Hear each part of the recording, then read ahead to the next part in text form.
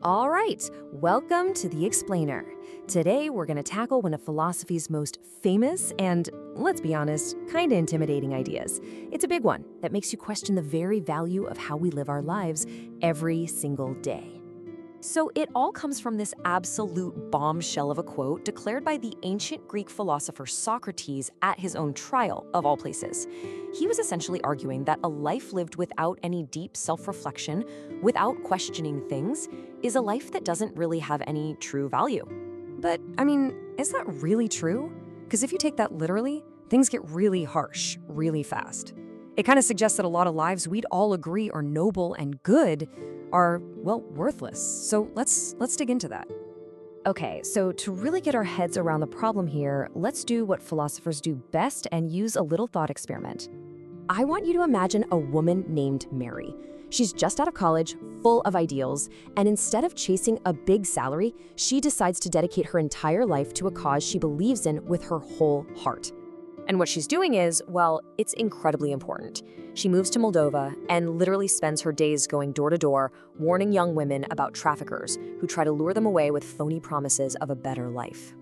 Now, this work, it's just all-consuming, you know? She is so physically and emotionally drained that when she gets home, she just crashes. All she can do is rest up to do it all over again the next day. There's just no time or energy for reading philosophy. Okay, so here's the million-dollar question. If we take Socrates' famous line at face value, Mary's life is unexamined and therefore not worth living. But that feels totally, completely absurd, right? Her life seems incredibly valuable, more valuable than most.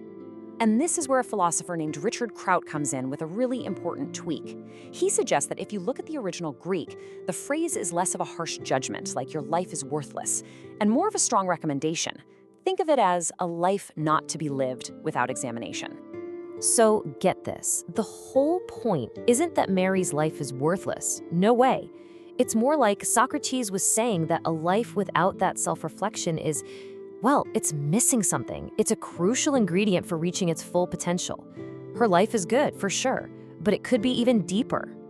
So what is that something we're talking about? What are we missing out on? Well, to figure that out, Socrates basically gives us these 3 character studies from his time in Athens, and believe me, they are still shockingly relevant. So you've got these 3 guys, right? Euthyphro, Crito, and Ion. And each of them perfectly represents a different way you can fall into this trap of an unexamined life. You've got the guy who's blindly confident, the one who's terrified of what people think, and the guy who just repeats what he's heard. So first, you have Euthyphro. This guy, he thinks he knows it all. He's so sure he's right that he's actually prosecuting his own father for murder. He is absolutely certain he's an expert on morality.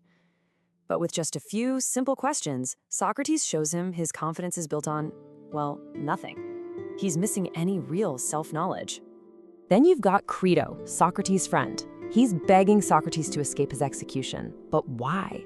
His main reason is that he's worried it will look bad for him. He's afraid people will think he was too cheap or too lazy to help his friend. He's valuing his own reputation over Socrates' deeply held principles. And finally, there's Ion. Think of him like a human jukebox for poetry. He's a professional performer who recites Homer's epics, and he's brilliant at it. But his mind is just a vessel, completely filled with someone else's ideas.